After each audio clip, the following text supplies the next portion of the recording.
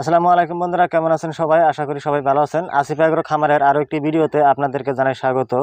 আমি নেপিয়ার ঘাস লাগানোর পর কি করি, তো সেই বিষয় নিয়ে আজকে কিছু আলোচনা করব। তো আশা করি পুরো ভিডিওটা জুড়ে সঙ্গে থাকবেন। আমি এইবার যে নেপিয়ার ঘাসগুলো লাগিয়েছি, তো এই ঘাসগুলো লাগিয়েছি প্রায় আজকে 7 দিনের মতো হলো। তো নেপিয়ার ঘাসগুলো লাগানোর পরের দিনই তো ভালো পরিমাণে বৃষ্টি হওয়ার কারণে কিন্তু নেপিয়ার ঘাসগুলো খুব দ্রুত লেগে ধরেছে। আর লেগে ধরার কারণে কিন্তু এখন আমার এগুলাতে সার দিয়ে দিতে হবে।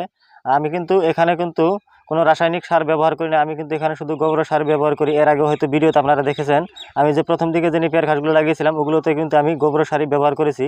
তো এইগুলোতে আমি গোবর সারই ব্যবহার করব। তো এগুলোতে এখন গোবর সার ব্যবহার করার সময় হয়ে গেছে, যেহেতু সবগুলো ঘাসই লেগে গেছে। তো সেই জন্য আমি গোবর সার দেওয়ার চেষ্টা করতেছি। আপনারাও চাইলে কিন্তু এভাবে গোবর সার ব্যবহার করতে পারেন নেপিয়ার ঘাসে। যদি আপনাদের বাড়িতে পর্যাপ্ত পরিমাণে গোবর আছে, তাহলে সেক্ষেত্রে আমি বলবো যে কোনো রাসায়নিক সারের দরকার নেই।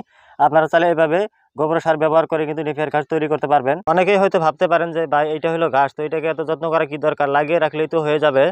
তাদেরকে বলবো না ভাই, এটা কিন্তু লাগিয়ে রাখলেই হবে না, শুধু এদেরকে যত্নও করতে হবে। যত্ন না করলে দেখা যাবে এরা বড় হবে না, সময় মতো দেখা যাবে ঠিকঠাকভাবে এরা বড় হইতেছে না। তো সেই জন্য এদেরকে লাগিয়ে এদেরকে পেছনে একটু লেগে থাকলে তাহলে দেখা যাবে এরা দ্রুত বড় হবে এবং কি ফলনও ভালো হবে। আমি এইবার যে নেপিয়ার ঘাসগুলো লাগিয়েছি, তো এই ঘাসগুলো কিন্তু খুব দ্রুত লেগে ধরেছে। তার কারণটা ছিল যে এবার কিন্তু খুব বৃষ্টি হয়েছে। বৃষ্টির কারণে দেখা যাচ্ছে আমি যে লাগানোর পর থেকে বৃষ্টি হচ্ছে, তো বৃষ্টি হওয়ার কারণে আর কিন্তু খুব দ্রুত লেগে ধরেছে। আর দ্রুত লেগে ধরার কারণে কিন্তু আমার এই গোবর সারগুলো ব্যবহার করা। আর এর আগে যে নেপিয়ার ঘাসগুলো আমি লাগিয়েছিলাম সেই সময়টাতে কিন্তু বৃষ্টি ছিল না। বৃষ্টি না থাকার কারণে তারা কিন্তু অনেক সময় নিয়েছে লেগে ধরতে। গোবর সারগুলো দেওয়ার পর দেখা যাবে যেহেতু গোবর সারগুলো মাটির উপরেই থাকবে, তো মাটির সাথে ভালো করে মিশবে না। তো সেই জন্য আমি কি করব, এগুলোতে সুন্দর করে কোদাল দিয়ে কুবিয়ে দিব। তো কুবিয়ে দেওয়ার পর এখানে আমি সুন্দর করে হুল মেরে দেবো। তো হুল আর কোদাল মারা দেওয়ার পর দেখা যাবে যে সুন্দর মাটির সাথে এরা মিশে যাবে। আর মাটির সাথে যখন মিশে যাবে তখন দেখা যাবে যে খুব দ্রুত গাছে লেগে যাবে। আর লেগে যাওয়ার পর দেখা যাবে নেপিয়ার ঘাসগুলো খুব সুন্দর হবে আর খুব দ্রুত বড় হবে। আপনারাও চাইলে কিন্তু এই কাজটি করতে পারেন। এই কাজটি করলে দেখা যাবে যে আপনার নেপিয়ার ঘাসগুলো খুব দ্রুত বড় হবে। একটুখানি যত্ন করলে যে নেপিয়ার ঘাসগুলো দ্রুত বড় হয় তার একটি ছোট্ট একটি উদাহরণ দেবো আপনাদেরকে। দেখেন, আমি যে প্রথম দিকে নেপিয়ার ঘাসগুলো লাগিয়েছিলাম, তো আমার সাথে কিন্তু আরো অনেকেই নেপিয়ার ঘাসের কাটিং নিয়েছিল, কিন্তু তাদের তুলনায় আমার নেপিয়ার ঘাসগুলো কিন্তু অনেক বড় হয়ে গেছে। তাদেরগুলো কিন্তু ছোটই আছে। আবার অনেকের এরকমটা হয়েছে যে তাদের কোনো ঘাসই নেই, তাদের ঘাসগুলো ছাগল ভেড়া খেয়ে শেষ করে দিয়েছে। তো সেই জন্য যত্ন করেছি বলেই নেপিয়ার ঘাসগুলো সুন্দরভাবে লেগেও ধরেছে এবং কি বড় হইতেছে।